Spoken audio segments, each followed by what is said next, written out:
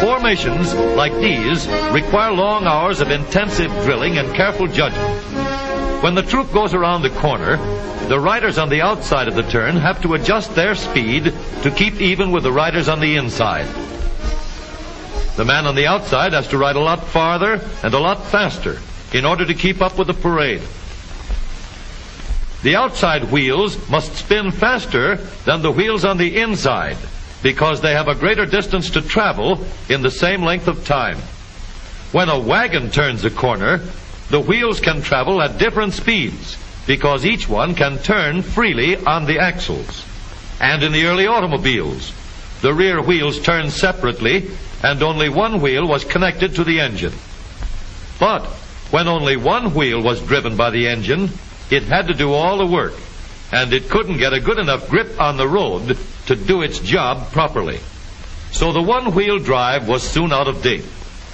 But if two wheels are locked on an axle so that they are not free to turn separately, one or the other has to slide.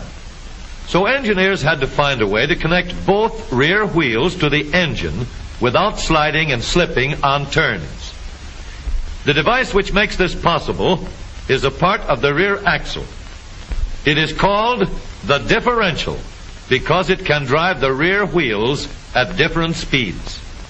The differential looks complicated, but once we understand its principle, it is amazingly simple. These two wheels are mounted on separate axles and supported by a frame so that they can revolve freely at different speeds.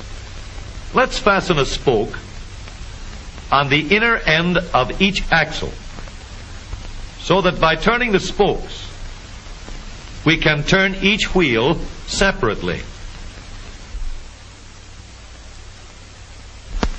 With a bar or crosspiece, we can turn both wheels in the same direction at the same rate of speed. Let's get something to hold this bar in place so that it will press against the spokes. Notice that this support is not locked to the axle. It turns freely. Now, we can spin the wheels by rotating the support. This is fine, as long as both wheels are able to turn at the same speed. But let's see what happens when we go around the corner. With this arrangement, we cannot drive one wheel faster than the other. And if we stop one wheel, the other wheel won't budge. Let's put this bar on a pivot so that it can swing in either direction.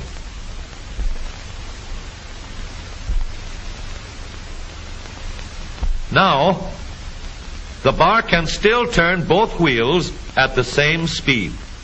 And because it pivots, it lets one wheel turn even when the other is stopped. But if turned too far, the bar will swing around until it won't drive the spokes that turn either wheel.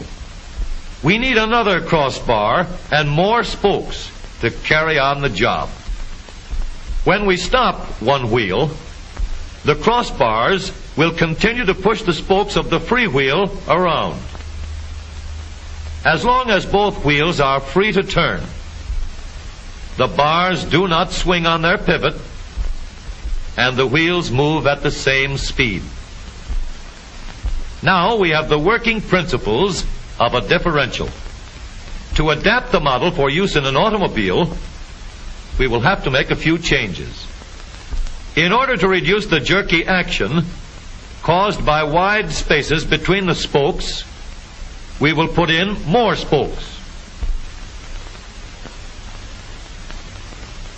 Further filling in the spaces between the spokes gives steadier, more continuous action, and changing the shape gives firm, constant contact.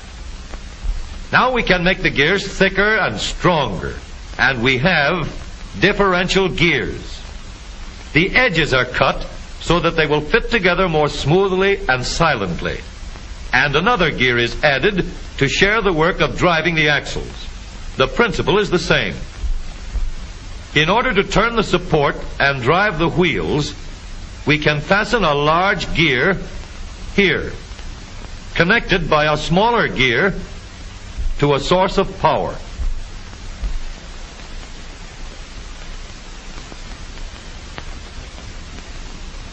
Notice that the power is connected to the differential at the center line.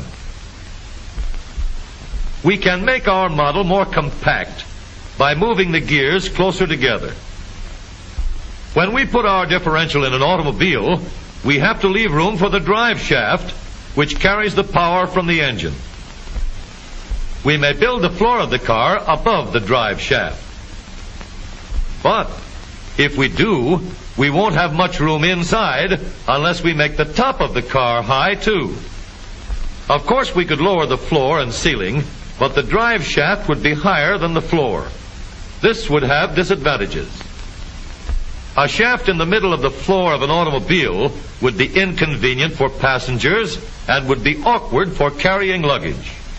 Today, engineers have found a way to make the car roomier and closer to the road without a clumsy shaft above the floor.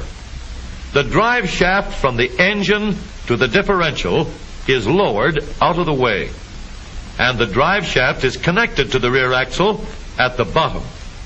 The new low center drive makes the rear axle quieter, stronger, and more durable because it gives better, smoother contact between the gears. The automobile of today with the low center drive is stronger and more rugged. Every part of the rear axle has been built to withstand strains far greater than it will ever meet on the straightaway or around the corner.